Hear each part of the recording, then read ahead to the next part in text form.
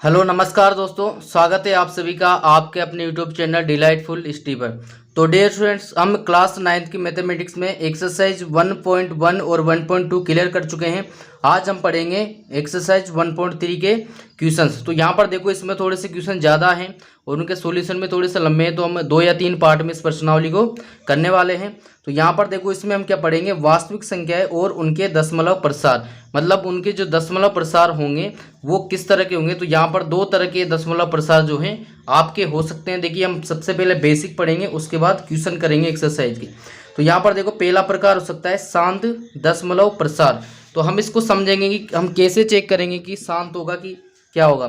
तो यहाँ पर देखो, शांत दशमलव प्रसार कैसे चेक करेंगे कि जब हम किसी संख्या में भाग देंगे तो भाग देने पर अगर वो भाग रुक जाता है, कहीं पर जाकर रुक जाता है, यानी कि शेषफल शून्य आ जाता है, तो उस जो दशमलव है, जो भिन्न है हमारी, उसका जो दशमलव प्रसार है वो क्या होगा, शांत दशमलव प्रसार होगा। जैसे उदाहरण के लिए हम ले लेते हैं, जैसे मान लो हमारे पास है 1/2, क्या है 1/2, ये वास्तविक संख्या है, परिमेय संख्या है। तो यहाँ पर देखो, हम 1 में 2 का भाग दे रहे हैं तो हमारा रिजल्ट क्या आता है, 0.5 आता है। आप देख सकते हैं कैसे कि ये 1 है हमारा, ये हमने 2 का इसमें भाग दिया। तो यहाँ पर देखो, 2 का भाग 1 में नहीं जाएगा तो हम यहाँ पर 0 और दशमलव लिखते हैं और इसके बाद यहाँ पर 0 लिख देते हैं। तो यहाँ पर देखो, 2 का भाग 10 में 5 बार जाएगा, यानी कि कुल मिलाकर 1 में 2 का भाग कितनी बार गया। तो यहाँ पर देखो, यहाँ 10 आया तो हमारा देखो शेषफल क्या आया, 0 आया। तो मतलब भाग देने पर जब शेषफल 0 आ जाए तो उसका जो दशमलव प्रसार होता है वो क्या होता है, शांत दशमलव प्रसार होता है। तो यहाँ पर देखो, ये गया ना, जैसे मान लो हमने 10 में 100 का भाग दिया, तो देखो 10 में 100 का हम भाग देंगे तो देखो, 1 0 से 1 0 कट जाएगा, 1 बचेगा, 1 में 10 का भाग 0.1 बार जाएगा। तो यहाँ पर देखो, ये भी रुक गया भाग, इसके बाद आगे कोई संख्या नहीं आ रही है। तो इसका मतलब क्या हुआ, इनके जो दशमलव प्रसार है ये क्या होंगे, शांत दशमलव प्रसार। तो ये बात आपको समझ में आ गई होगी। इसके बाद देखो, एक और प्रकार होता है, वो क्या होगा, अनवसानी आवर्ती। तो यहाँ पर देखो, इसका मतलब क्या हुआ, देखो जब हम भाग देंगे तो देखो बाद की जो संख्याएं हैं वो अगर बार बार आती हैं, जैसे मान लो हमने 1 में 3 का भाग दिया, तो 1 में 3 का भाग देखो हम कैसे देंगे, ये हमारा 1 है, इसमें हम 3 का भाग देंगे। तो एक बार 1 में नहीं जाएगा तो क्या करेंगे, यहाँ पर भाग टूट का ये दशमलव लगाते हैं हम, यहाँ पर 0। तो देखिए कितनी बार जाएगा, 3 बार जाएगा, तो यहाँ 9 आएगा।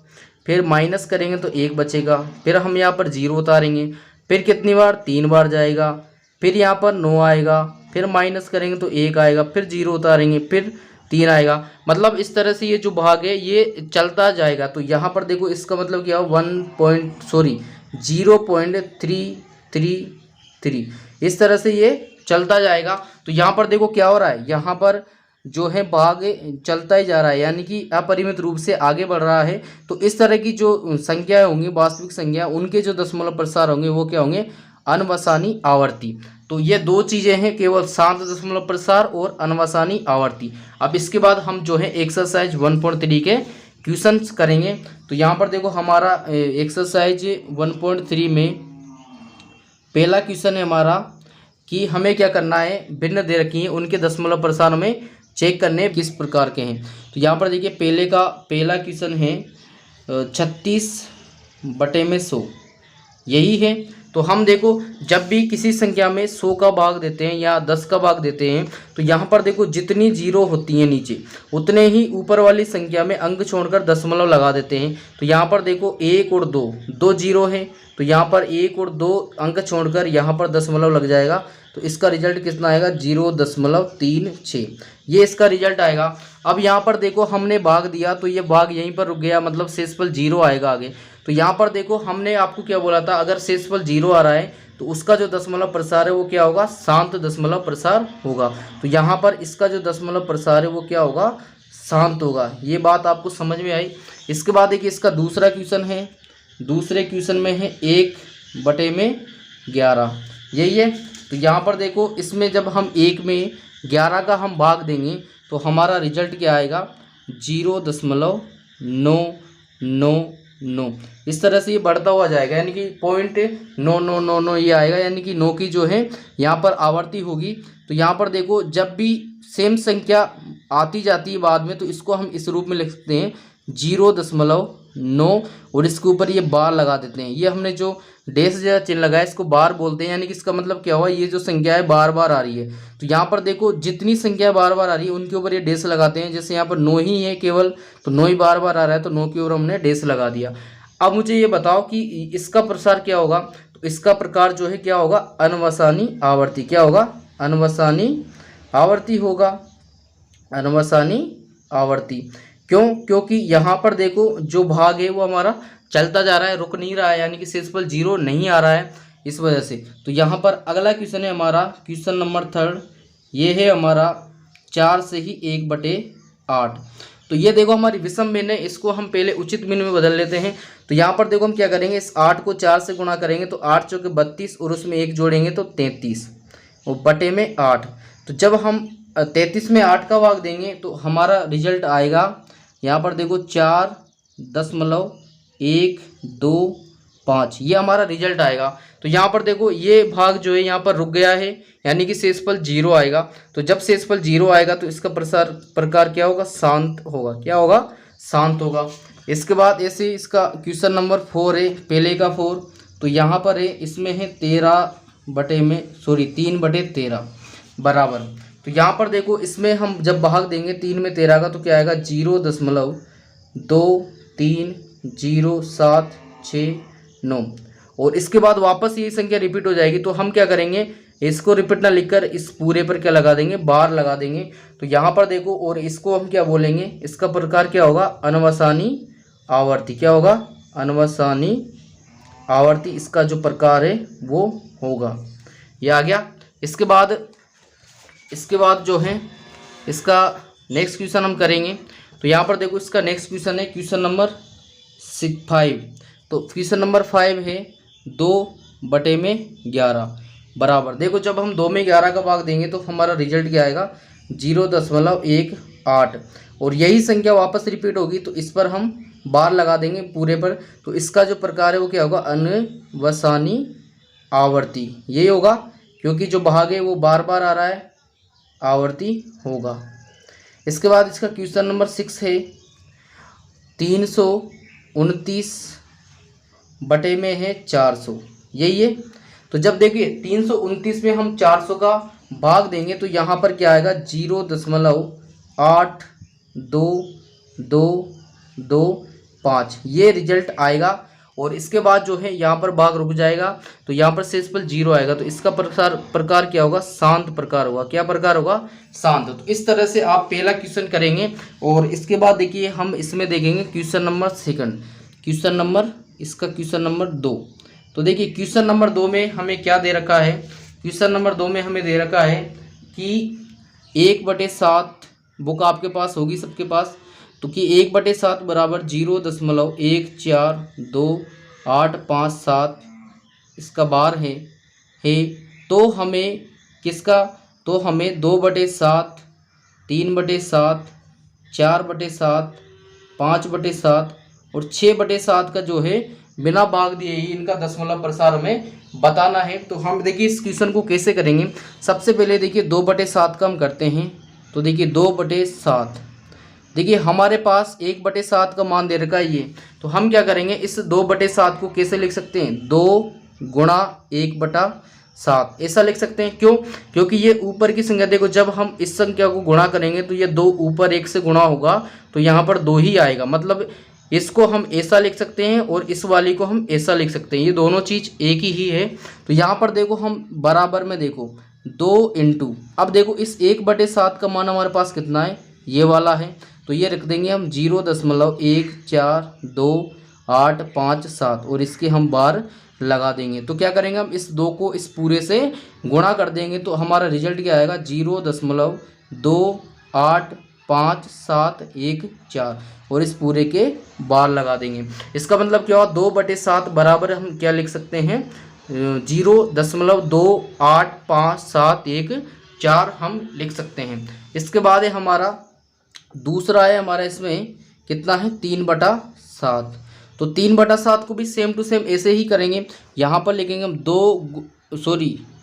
3 गुणा 1/7 बराबर क्योंकि यहाँ पर 2 था, अब यहाँ पर 3 आ गया तो 3 गुणा 1/7। तो देखिए 3 गुणा 1/7 का मान कितना है, ये वाला यही है 0.142857 और इसका हम बार लगा देंगे। तो देखिए जब इसको हम गुणा करेंगे तो हमारा रिजल्ट आएगा 0.428571 और इसका हम पूरे पर ये बार लगा देंगे। तो ये इसका दशमलव प्रसार आएगा इसका 3/7 का। नेक्स्ट है हमारा 4/7, 4/7 ये हमारा 4/7। तो इसको भी हम वही लिखेंगे 4 गुणा में 1/7 बराबर 4 गुणा 0.142857 और इसका हम बार लगा देंगे। देखिए जब इसको 4 से गुणा करेंगे तो हमारा रिजल्ट आएगा 0.571428 ये हमारा रिजल्ट आएगा और इसके हम बार लगा देंगे। तो 4/7 का दशमलव प्रसार क्या हुआ, ये वाला होगा। इसके बाद नेक्स्ट है हमारा 5/7 बराबर, तो इसको हम क्या लिख सकते हैं 5 गुणा 1/7 बराबर, देखो इसमें लिखेंगे हम 5 गुणा 1/7 की जगह पर हम क्या लिखेंगे 0.1428557 और इसका बार बराबर। देखिए जब इसको गुणा करेंगे तो हमारा रिजल्ट क्या आएगा, हमारा रिजल्ट आएगा 0.714285 इसका हम बार लगा देंगे। तो इसका मतलब क्या हुआ 5/7 का दशमलव प्रसार किया हुआ ये वाला होगा। इसके बाद लास्ट है हमारा कौन सा 6/7 यही है बराबर। तो देखिए 6/7 को हम इसको क्या लिख सकते हैं हम 6 गुणा 1/7 बराबर, देखिए 6 गुणा 1/7 का मान रखेंगे 0.1428557 और इसका हम बार लगा देंगे बराबर। देखो 6 को इससे गुणा करेंगे तो हमारा रिजल्ट आएगा 0.85714 और इस पर हम बार लगा देंगे। इसका मतलब 6/7 का जो दशमलव प्रसार है ये होगा। तो इस तरह से हम इस क्वेश्चन को करेंगे। तो हमने क्वेश्चन नंबर 1 और क्वेश्चन नंबर 2 दोनों का पूरे जो क्वेश्चन है हम सोल्व कर चुके हैं और इसके बाद हम सोल्व करेंगे क्वेश्चन नंबर 3। देखिए अब चलते हैं क्वेश्चन नंबर 3 पर। तो हमारा क्वेश्चन नंबर 3 है कि निम्न को P/Q के रूप में व्यक्त कीजिए जहां P और Q पूर्णांक है तथा Q is not equal to 0 है। मतलब हमें दशमलव प्रसार दे रखे हैं, उनको हमें P/Q यानी कि परिमेय संख्या के रूप में व्यक्त करना है। तो यहाँ पर देखिए इस क्वेश्चन को कैसे करेंगे, इसमें देखो 3 पार्ट है, तो मैं आपको पहला पार्ट करके बता रहा हूँ, इसके बाकी के 2 पार्ट आपको करने हैं सेम टू सेम ऐसे कैसे होंगे। अगर नहीं आते हैं तो आप कमेंट बॉक्स में कमेंट करना, मैं उनको भी करवा दूंगा। तो यहाँ पर देखिए हमारा पहला क्वेश्चन है 0.6, इसके देखो बार लगा हुआ है। तो देखो मैंने अभी इससे पहले बताया था कि अगर किसी संख्या की पुनरावृत्ति हो रही है मतलब बार बार वही संख्या आ रही है तो उसके ऊपर हम बार लगा सकते हैं। तो देखिए इस तरह के क्वेश्चन को करने के लिए सबसे पहले हम क्या करेंगे, इसको मान x के बराबर मान लेंगे। तो क्या लिखेंगे यहाँ पर माना, क्या लिखेंगे माना x बराबर 0.6 बार बराबर, देखो क्या लिखेंगे 0.6666 यही लिखेंगे ना। देखिए यहाँ पर क्या किया हमने, ये 6 पे बार लगा हुआ है, इसका मतलब क्या है 6 बार बार आ रहा है। तो इसके बाद देखो यहाँ पर और इसको थोड़ा सा क्या लिख सकते हैं हम x बराबर 0.6666 और इसके डॉट डॉट डॉट। तो देखो इसको हम समीकरण नंबर 1 देंगे, क्या देंगे इसको समीकरण नंबर 1 देंगे। फिर क्या करेंगे हम इस समीकरण को, देखो ये जो हमारी समीकरण 1 है इसको हम 10 से गुणा करेंगे। देखिए 10 से क्यों, क्योंकि यहाँ पर देखो आपको 10 से गुणा करना है, 100 से गुणा करना है या 1000 से गुणा करना है, वो आप कैसे पता करेंगे। यहाँ पर देखो जिस संख्या का जितनी संख्या पर बार लगा हुआ है उतने ही जीरो लेंगे। जैसे मान लो यहाँ पर देखो 0.6 है तो केवल एक संख्या पर बार है तो एक जीरो वाली संख्या क्या होगी 10 ही होगी ना। जैसे मान लो अगर यहाँ पर एक और संख्या होती और उस पर भी बार होता तो 2 संख्या हो जाती, तो जो 2 जीरो वाली संख्या क्या होती 100 होती। तो इस तरह से हम केवल इसको 10 से गुणा करेंगे। तो यहाँ पर देखो हम यहाँ पर लिखेंगे कि समीकरण 1 को, यहाँ पर लिखेंगे हम समीकरण 1 को 10 से गुणा करने पर, किससे गुणा कर रहे हैं हम 10 से गुणा कर रहे हैं, 10 से गुणा करने पर। तो देखिए 10 से गुणा करेंगे तो देखो जब समीकरण को हम गुणा करते हैं तो समीकरण में गुणा दोनों तरफ होता है, इस तरफ भी होगा और इस तरफ भी होगा। तो देखो इस तरफ जब हम गुणा करेंगे तो 10 को x से गुणा करेंगे तो यहाँ पर क्या आएगा 10x आएगा। बराबर में दिया, अब इस साइड गुणा करेंगे 0.666। तो देखिए जब भी हम दशमलव वाली संख्या को 10, 100 या 1000 इनसे गुणा करते हैं तो यहाँ पर देखो ये जो दशमलव है एक, जैसे हम 10 से गुणा करें 1 0 है तो ये जो पॉइंट है एक अंक छोड़कर इधर आ जाएगा, इस साइड आ जाएगा। तो यहाँ पर देखिए एक अंक ये छूटेगा 6, तो यहाँ पर आएगा 6.6666। इस तरह से ये इसका रिजल्ट आएगा। इसको हम समीकरण नंबर 2 दे देंगे। क्या दे देंगे? समीकरण नंबर 2 दे देंगे। तो यहाँ पर देखो इस साइड ये हमारा 10x है, बराबर में देखो इसको हम क्या लिख सकते हैं, इस वाली संख्या को इसको हम लिख सकते हैं 6.10.0000 प्लस 0.6666, ऐसा लिख सकते हैं। कैसे लिखा ये देखो, ये हाँ यहाँ पर लिखा हुआ है 6 पॉइंट ये, यानी कि अगर हम 6 में इस पॉइंट वाली संख्या को जोड़ेंगे तो ये रिजल्ट आएगा, यही आएगा ना। देखो जैसे हम 6 हमने लिखा है यहाँ पर, अब ये पॉइंट के बाद ये 4 0 आ रहे हैं तो इनमें ये वाली संख्या जुड़ेगी तो यही संख्या आएगी, मतलब इसको हम ऐसा लिख सकते हैं। तो यहाँ पर देखो और आगे बढ़ेंगे तो देखो इस तरफ है 10x, बराबर में यहाँ पर देखो ये 6 है, 6 के पॉइंट लगा हुआ है, इसके बाद कितने ही जीरो लगाओ 6 ही रहता है, यहाँ पर 6 रहेगा। और प्लस देखो ये वाली जो संख्या है ये देखो हमने किसके बराबर मानी थी, ये x के बराबर, यही है ना। देखो x बराबर 0.6666 यही है, तो यहाँ पर भी यही है, ये वाली संख्या है। तो इस पूरी संख्या को हम 1 से लिख सकते हैं, कोई दिक्कत इसमें, इसको लिख सकते हैं। इसके बाद देखो हमें x बराबर हमें ज्ञात करना है, तो हम क्या करेंगे, ये वाला जो x है इसको इस साइड ले जाएंगे, तो यहाँ पर देखो इसमें गुणधर्म लगता है, जब भी हम प्लस की संख्या को दूसरी तरफ ले जाते हैं तो वो माइनस में चेंज हो जाती है। तो यहाँ पर 10x पहले से लिखा हुआ है और ये प्लस का x इधर जाएगा तो माइनस का x बनेगा और बराबर में 6 इधर लिखा हुआ है। इसके बाद देखो हम देखो यहाँ पर क्या करेंगे, 10x और ये माइनस का x यानी कि घटेगा, तो 10 में से x घटाएंगे तो 9x बचेगा और बराबर में 6। अब देखो हमें x बराबर ज्ञात करना है, तो हम क्या करेंगे, ये 9 है, ये देखो x के गुणा में है तो उस तरफ जाएगा। तो देखो जब भी किसी गुणा वाली संख्या को दूसरी तरफ भेजते हैं तो वो किस में जाती है, भाग में जाती है। किस में जाती है, भाग में जाती है। तो यहाँ पर हमारा केवल x बचेगा और ये इधर आएगा 6 और ये बटे में गई तो 6/9। इसको देखो हम काट भी सकते हैं, कैसे, देखो यहाँ पर 3 का भाग चला जाएगा 2 बार और इसमें 3 का भाग जाएगा 3 बार, यानी कि जो है x बराबर हमारा क्या आएगा, 2/3। क्या आएगा, 2/3। तो देखो हमने x किसको माना था, इसको माना था, इसको ही माना ना, तो इसलिए हम क्या लिख सकते हैं यहाँ पर, अतः हमारा जो है देखो 0.666 इसको बराबर, इसको हम क्या लिख सकते हैं, 2/3। ये हमारा क्या होगा, आंसर होगा।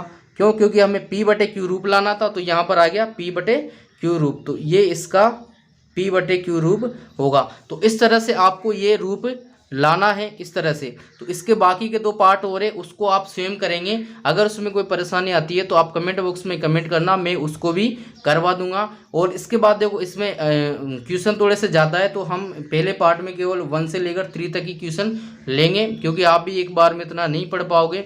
तो और कल की क्लास में हम इसको आगे के जो क्वेश्चन है उनको कवर करवा देंगे।